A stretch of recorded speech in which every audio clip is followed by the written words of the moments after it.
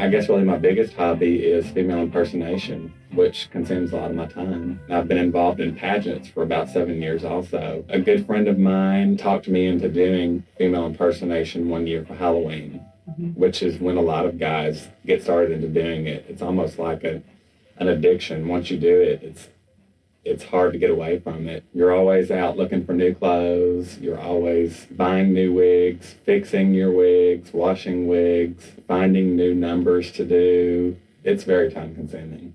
In the Miss America system, you just have to be basically perfect. The judges, they look for uneven hemlines, for beads missing off your gown. They don't want to see a zipper on the back of your gown. They look for your sleeve length to be perfect. They don't want to see a wig line. Your shoes have to perfectly match your gown. It's just everything has to be absolutely perfect. I consider myself a perfectionist. I like for everything to be perfect. And I'm basically a very shy person, and I think that female impersonation and pageants and all that kind of brought out a different side in me, because it made me a lot more outgoing, and it's kind of like I was hiding behind a mask. I think a big part of it was that my mother was she was so fashionable and always looked just incredible, and I think that always amazed me. And I used to love to watch her put on her makeup and fix her hair and and get dressed. And with my father being a hairdresser, I used to go to work with him a lot and would just would sit there all day and watch him fix all of these women, all of their hair. I feel very feminine when I'm dressed as Kelly. It's kind of like a complete switch. I think that competition is a really good thing for people, especially like me, somebody who has low self-esteem. Even though I'm behind that mask, it's still really me down underneath. And, if I do well in a contest, or, I go out and perform a number and I do really well, it makes me feel really good about myself.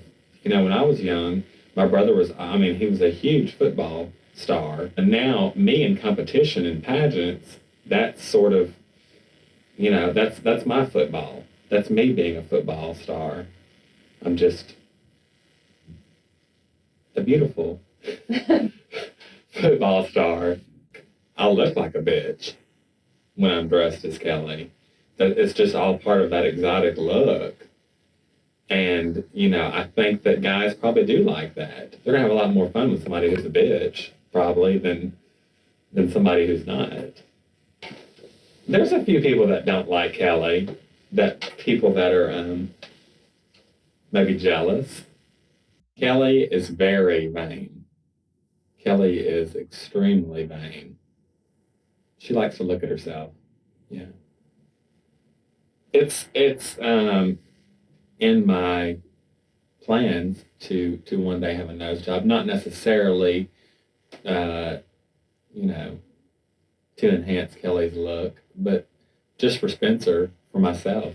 I know who I am. I know where I'm going. I have a wonderful family that I would never trade for anything. I have wonderful friends. The least thing that I like about myself is that I have such a low self-esteem about Spencer.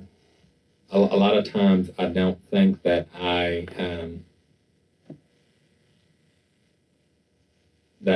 what a lot of other people think that I am, or what they perceive me to be. Kelly would tell Spencer just to let go and let him have it. The most difficult aspect of it is overcoming the fact that people think that you really want to be a woman, that's the reason why you dress as a woman, is because you want to be a woman. And you get labeled, people call you a drag queen because they think that you're dressing up as a woman, so you want to be a woman. When in all actuality, there are drag queens, there are female impersonators, there are transies. I am a female impersonator. I am a female impersonator. I'm a female impersonator from the beginning. The first thing I do is shave my face. I then put on a stocking cap. I apply tape to pull my eyebrows up like a woman.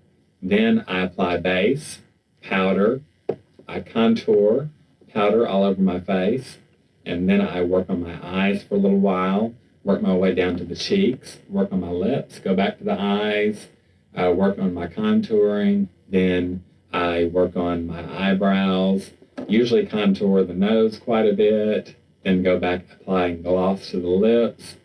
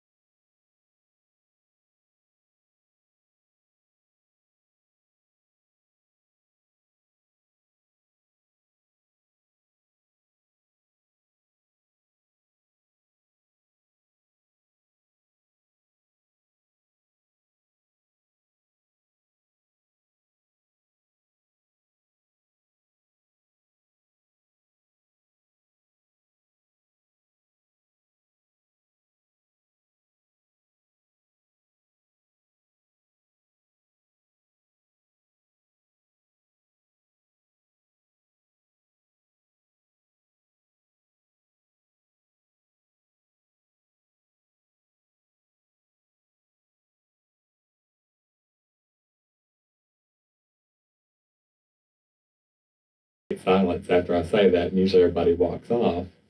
A lot of times I will just, it's just, I don't know, it's just like it clicks. You look in the mirror and you think, gosh, I really look good. I really feel real.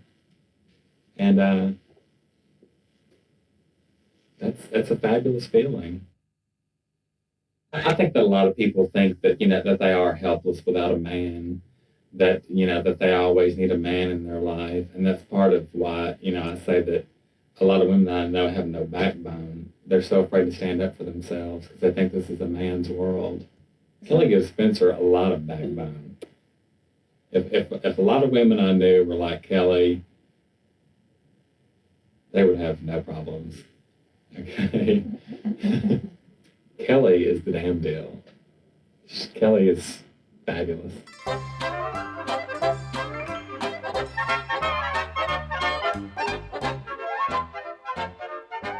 Shannon Stone. I tried Shannon Steele, and I thought that kind of sounded like a porn star. So we didn't go with that. A lot of people say that too. A lot of people say Sharon Stone, and I always tell them no, that I'm her sexier little sister. A lot of people don't understand like the pageant systems we have. I mean, there's so many. The Miss Gay America system, though, is for males who completely physically transform themselves into a woman by illusion only. We are not allowed to have like silicone implants, and we're not allowed to go on hormones, female hormones, and things like that. Some of the other systems do. The Miss Gay US of A, Miss Continental.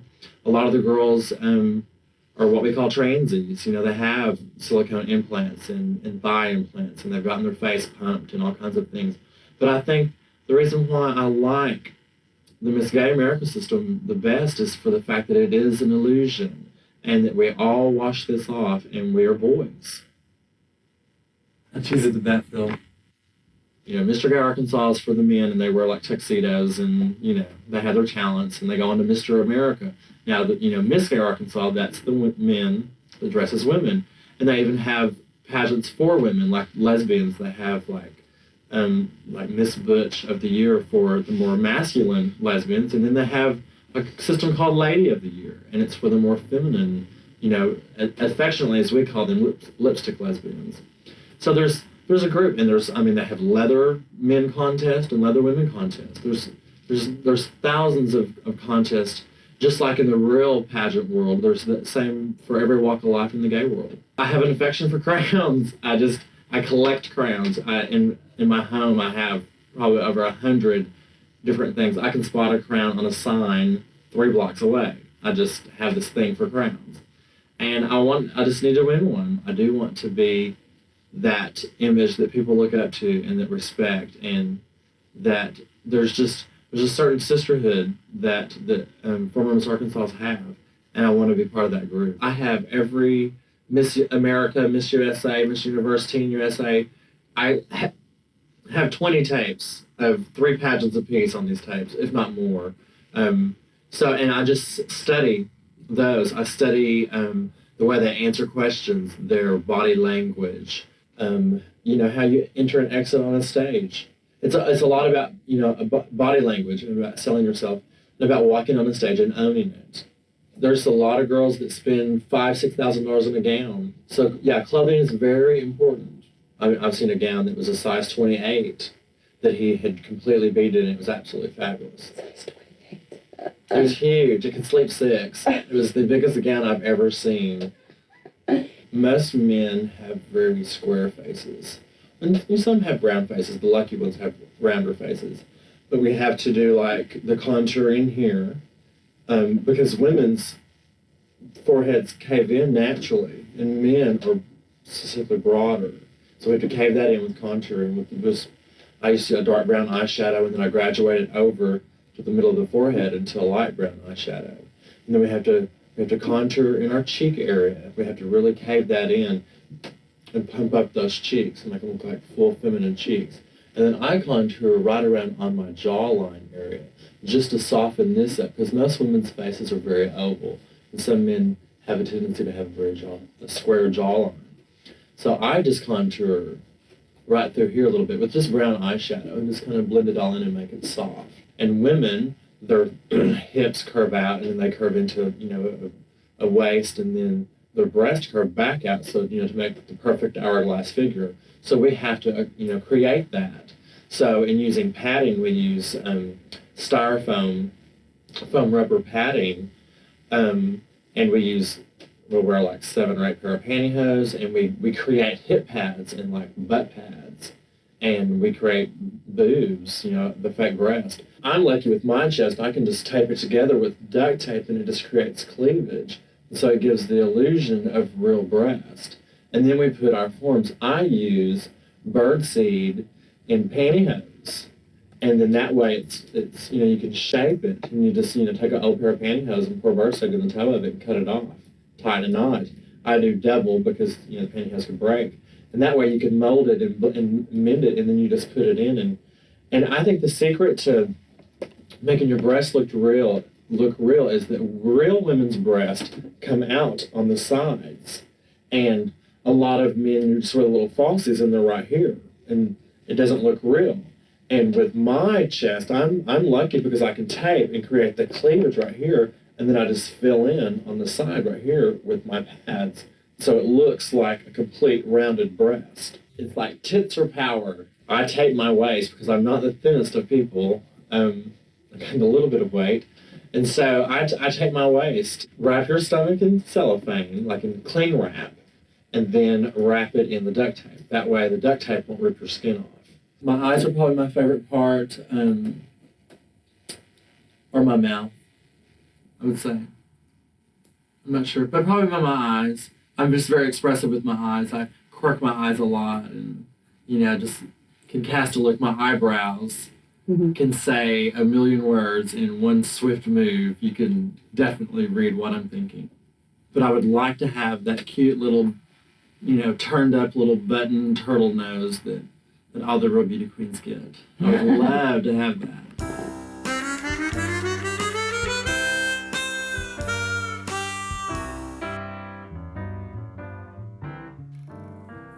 If my parents saw this video, they would shit. I don't know. Hopefully, I would hope that something positive would come out of it, because at least they'd know me. They'd know things about me that they don't know. They would probably die. I mean, I think it's one thing to be a gay man, but to be a gay man that dresses like a woman, I don't know if they could handle that. I wish I could be so honest with my parents. I wish I could tell them everything about me, because, in my opinion, there's nothing wrong with who I am. There's nothing wrong with the way that I am. I don't think I live like a weird lifestyle or anything like that. And they should be proud of who I am. I've worked very hard and supported me as a person and as Tori. I think they should be honored to be my parents, honestly. And I know that's being a little harsh, but I just do, because I think they should be proud of me. I've been very successful with everything that I've done, including what you see before you.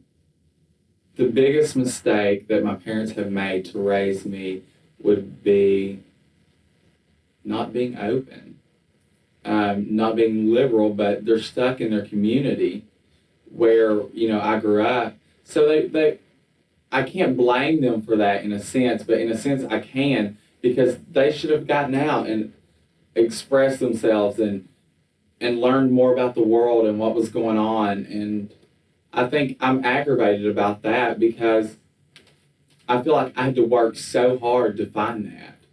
And it would have been a lot easier if my parents would have been more open with me and told me about, okay, sex, drugs, alcohol, AIDS, homosexuality, all the topics that parents should talk about with their children.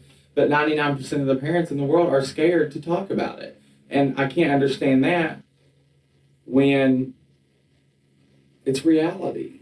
I just don't understand why parents aren't open with their children when that's the whole point of it, is to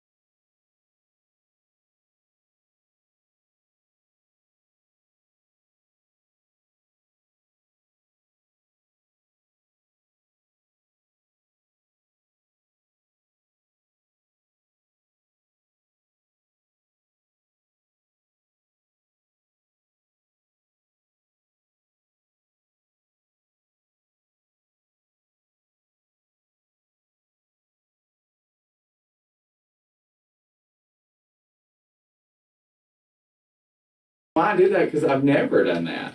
You just didn't know who you were? Yeah, it's like you lost all sight of your identity. It's like your identity was gone, and it was like, where am I? Because when I looked in the mirror, I just was kind of like, oh my God, this is me.